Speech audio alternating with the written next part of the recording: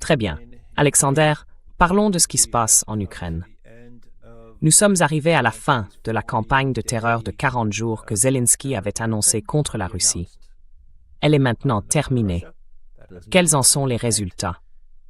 Et nous avons une déclaration intéressante de Zelensky qui dit que l'Ukraine n'entrera jamais dans l'OTAN. En réalité, dans cette déclaration, il pousse en faveur d'une armée européenne. Je pense que c'est son objectif. Et il y a beaucoup d'activités sur la ligne de front. Alors, par quoi veux-tu commencer?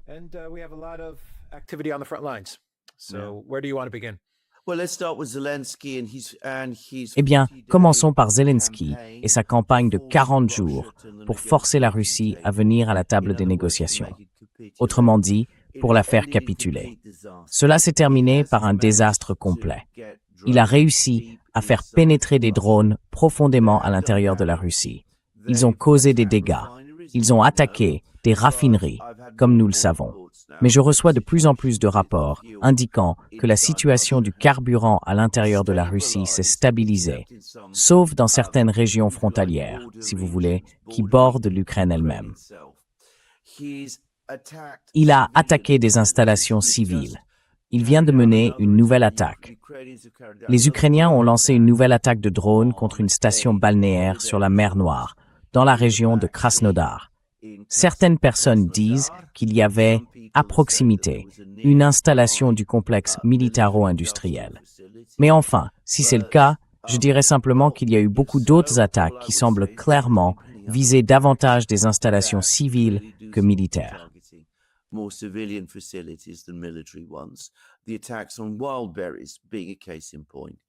Les attaques contre Whiteberries en sont un bon exemple. Il semble avoir donné des instructions à ses services de renseignement et de sécurité pour mener des attaques contre des responsables militaires russes à l'intérieur de la Russie.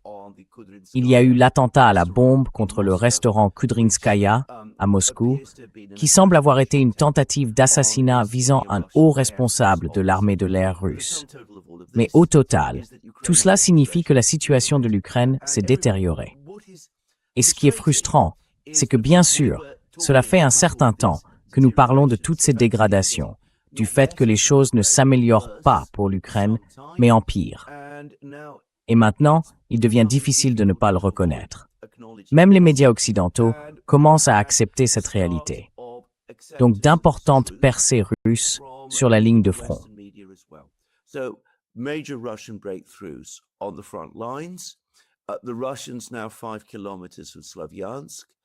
Les Russes sont maintenant à 5 km de Sloviansk. Ils prennent d'assaut Dobropilia. Ils se rapprochent de Rehov. Ils viennent de capturer Bili Kolodiaz, un important village et nœud logistique clé de la région de Kharkiv. Cela ouvre la voie à une prise de contrôle russe, en gros, de toute la partie nord-est de la région de Kharkiv.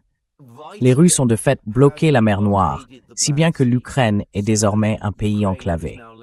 Et ils mènent maintenant, dans toute l'Ukraine, des frappes de missiles, de drones et de bombes à une échelle bien plus grande que tout ce que l'Ukraine a été capable de faire. Donc Zelensky ne parle plus d'amener les Russes à la table des négociations. Il reparle maintenant d'un cessez-le-feu, ce que bien sûr les Russes ont constamment rejeté publiquement.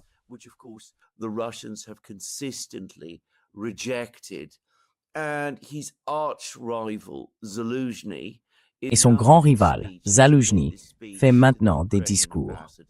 Il a prononcé ce discours devant les ambassadeurs ukrainiens. Il a dit « Oublions l'idée même d'adhérer un jour à l'OTAN. Nous n'entrerons jamais dans l'OTAN.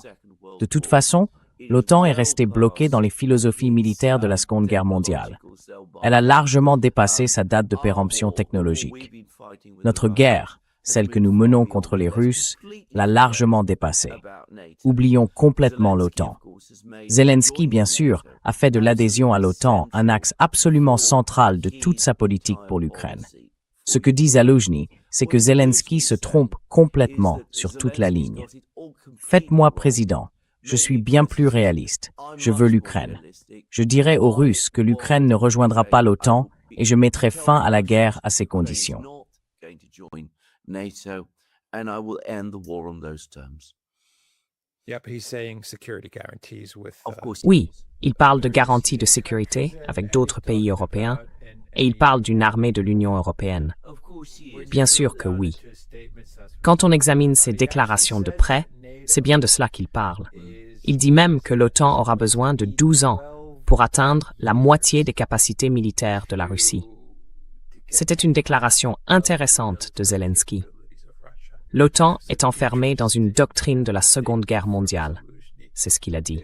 NATO is stuck in a World War II doctrine, is what he said. Yes, yes. As for the EU, Oui, oui. Quant à l'Union européenne, bien sûr, lui. Pour être très clair au sujet de Zaloujny, c'est un nationaliste ukrainien jusqu'au bout des doigts. Il a des photos de Bandera accrochées au mur, chez lui. Les Russes seraient extrêmement stupides de le considérer comme un partenaire de négociation crédible. Je ne pense pas qu'ils le feront. C'est aussi l'homme qui, selon certains rapports, a joué un rôle clé dans le sabotage des gazoducs Nord Stream. Donc, bien sûr, il ne cherche pas vraiment une résolution négociée de la guerre aux conditions de la Russie. Mais il parle du fait que l'Ukraine ne serait plus dans l'OTAN. Il donne des raisons valables d'ailleurs, pour lesquelles l'Ukraine ne peut pas être dans l'OTAN. Et il nous ramène à l'idée d'une armée européenne prête dans 12 ans, mais avec des garanties de sécurité. Et bien sûr, ces garanties de sécurité doivent au bout du compte venir des États-Unis. Ce n'est donc pas vraiment une proposition que les Russes peuvent accepter. Mais on voit ce qu'il fait. Il affaiblit, là encore, la position de Zelensky.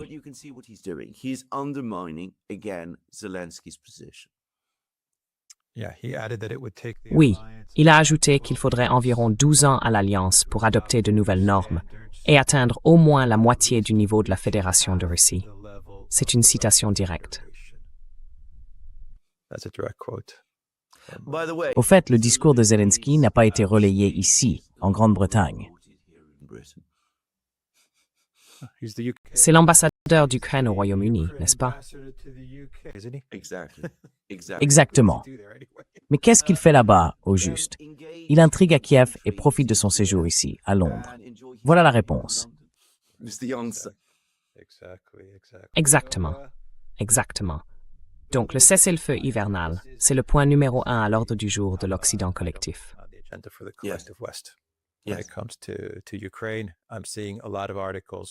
En ce qui concerne l'Ukraine, je vois beaucoup d'articles dans les médias américains qui parlent d'un hiver très difficile à venir pour l'Ukraine. Les intercepteurs patriotes ne sont pas arrivés. Ils n'ont pas été livrés. Nous avons même une déclaration de l'ambassadeur américain auprès de l'OTAN disant qu'il n'y aura pas d'accord de licence, du moins à court terme, pour des systèmes de défense patriotes destinés à l'Ukraine. Donc toute cette stratégie autour des patriotes a complètement échoué. La prochaine idée de Zelensky, qui échoue elle aussi, sa nouvelle idée, c'est Starlink et Starshield.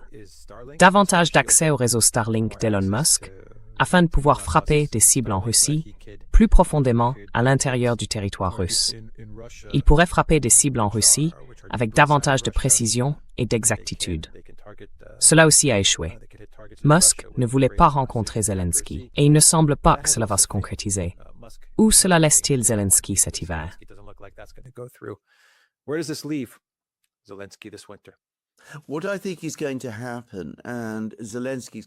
Ce qui, à mon avis, va se passer, et Zelensky jouera un rôle majeur, c'est que les gouvernements européens vont se joindre à l'effort. Ils vont lancer une offensive diplomatique massive en faveur d'un cessez-le-feu. Ils diront que c'est essentiel pour éviter une catastrophe humanitaire. Ils vont y associer le secrétariat des Nations Unies. Ils menaceront les responsables militaires russes qui continuent d'exécuter les ordres de nouveaux procès pour crimes de guerre. Ils vont essayer de mobiliser autant de pression diplomatique que possible de la part du Sud global et de pays comme la Chine, afin de tenter d'amener les Russes à accepter ce cessez-le-feu. Ils vont pousser de toute leur force. Je ne pense pas que cela marchera. Je pense que l'époque où ce genre de stratégie aurait pu fonctionner est révolue depuis longtemps.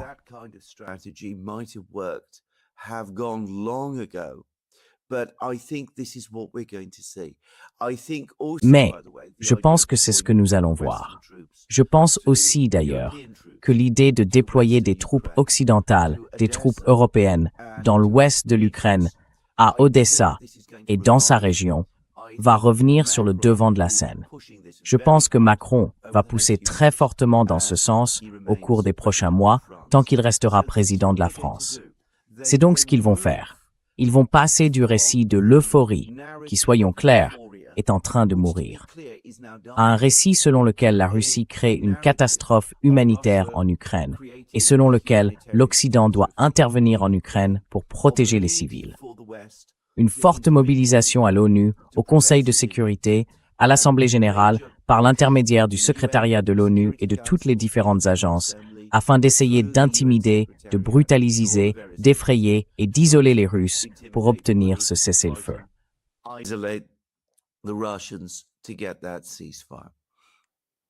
Tänk Rob, vous dites, en sen fond, les États-Unis, de drop. Absolument. Parce que l'Europe n'a aucun pouvoir pour faire passer quoi que ce soit aux Nations Unies. Non. Il faudrait que cela ait le soutien des États-Unis. Bien sûr que oui. Et je peux voir les États-Unis opposer leur veto à certaines choses au Conseil de sécurité, tout en faisant pression en coulisses sur l'Europe pour qu'elle fasse avancer ces mesures aussi. Je peux voir les États-Unis jouer un double rôle, préserver l'image d'un médiateur neutre, tout en poussant les Européens à aller de l'avant sur ce que vous venez de dire. Exactement.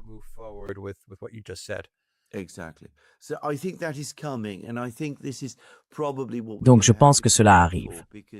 Et je pense que c'est probablement à cela que nous allons devoir nous préparer, parce que je pense que cela se profile à l'horizon. Une offensive diplomatique d'une ampleur jamais vue, visant à y impliquer de plus en plus de pays. Comme je l'ai dit, je suis convaincu que cela échouera. Peut-être qu'il pourrait même, le discours qu'a prononcé Zaluzhny, peut-être que les Britanniques et d'autres y ont été pour quelque chose, dans une certaine mesure. Et ils cherchent peut-être aussi des moyens d'intégrer Zaluzhny, de le présenter comme un négociateur alternatif, comme une autre personne avec qui les Russes pourraient négocier.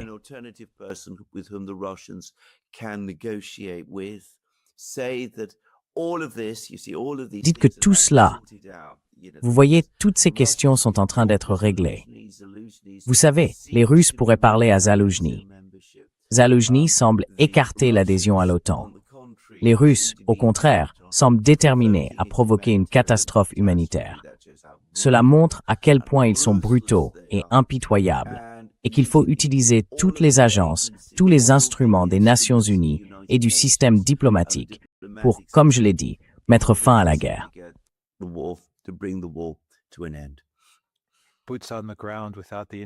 Des troupes au sol, sans les États-Unis, parce que les États-Unis n'enverraient jamais de troupes au sol en Ukraine. En coulisses, ils soutiendront cette idée, et ils pousseront en ce sens. Mais dans leur déclaration publique, s'ils en font même une, ils rejetteront une telle idée.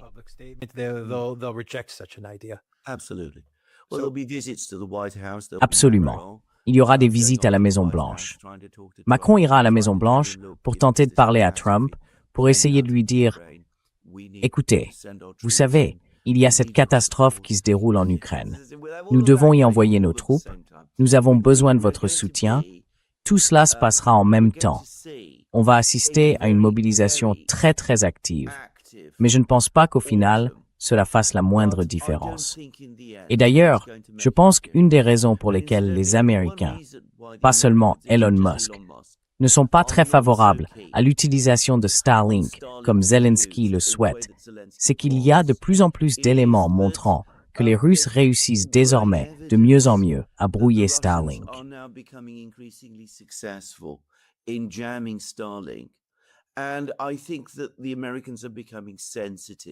Et je pense que les Américains commencent à y être sensibles et à s'en inquiéter. Ils craignent que, si cela continue encore longtemps, Starlink lui-même commence à rencontrer de sérieux problèmes pour assurer tout cela. D'autant que leur propre système, Razvet, le concurrent russe de Starlink, prend désormais forme. et il y a eu beaucoup d'articles dans les médias russes confirmant ce que nous avancions dans ces émissions. Razvet est déjà utilisable aujourd'hui. Il est déjà actif en Ukraine même. Il ne fournit pas une couverture 24 heures sur 24, mais il assure une couverture suffisante pour faire la différence. Et ses capacités, sa portée, augmentent à chaque nouveau lancement de satellite destiné à renforcer la constellation. Voilà.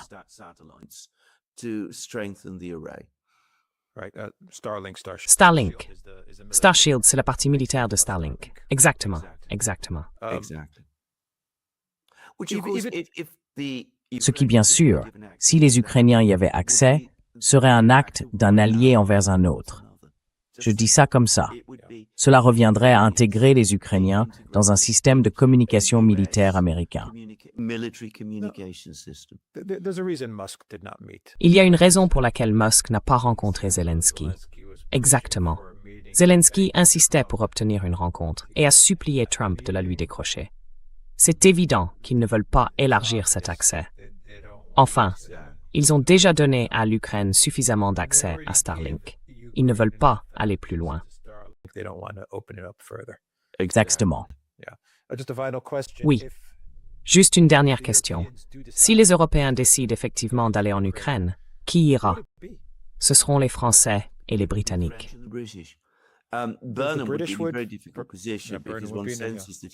Les Britanniques le feraient-ils? Parce qu'on sent bien qu'il n'est pas enthousiaste à cette idée. Mais peut-il vraiment revenir sur les engagements que Starmer a déjà pris en son nom? Y a-t-il d'autres pays, en dehors de la France et du Royaume-Uni? J'imagine mal qui que ce soit avoir vraiment envie d'envoyer ses troupes en Ukraine pour affronter les Russes. Non, je pense que les Polonais ont très clairement dit qu'ils n'étaient pas intéressés. Et je crois qu'ils le disent depuis un certain temps déjà. Les États baltes, évidemment, seraient partants, mais ils pourraient apporter très peu en termes de capacité. Peut-être les Suédois, qui ont, paraît-il, une armée solide, mais petite, relativement petite. Je pense qu'en Allemagne, si une proposition était faite pour déployer des troupes allemandes en Ukraine, la réaction serait massivement négative. Et je ne crois pas que le système politique se sente actuellement assez fort pour faire face à ce type de réaction. Donc ce serait le Royaume-Uni, la France et quelques autres pays qui suivraient le mouvement. Mais au final, ce seraient les Britanniques et les Français.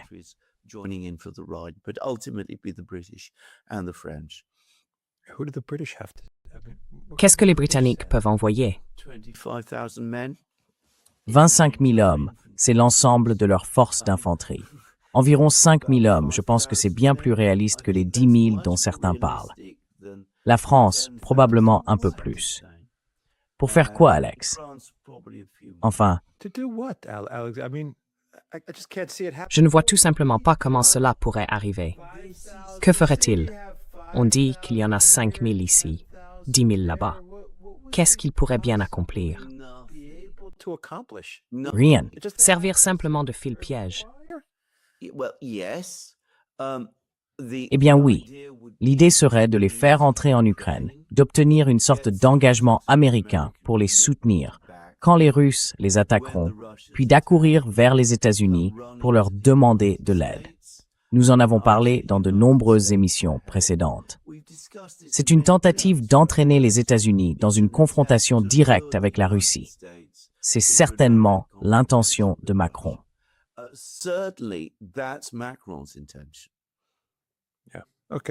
Oui. D'accord.